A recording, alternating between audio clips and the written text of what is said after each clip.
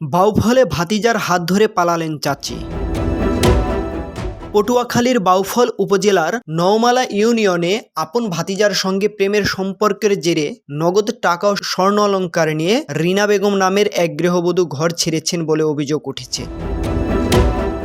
ভুক্তভোগী স্বামী আলাউদ্দিন মুন্সির দাবি, তিনি জীবিকার তাগিদে দীর্ঘদিন ঢাকায় থাকার সুযোগে তার স্ত্রী ও আপন ভাতিজা মামুন মুন্সির মধ্যে পরকীয়া সম্পর্ক গড়ে ওঠে। বিষয়টি টের পেয়ে স্থানীয়ভাবে তাদের সতর্ক করা হলেও তারা সম্পর্ক বজায় রাখে। সর্বশেষ বৃহস্পতিবার সকালে ঘরে রাখা জমির কেনা নগদ 2,30,000 টাকা ও প্রায় 20 আনা স্বর্ণ অলংকার নিয়ে তারা মোটরসাইকেলে করে পালিয়ে যান।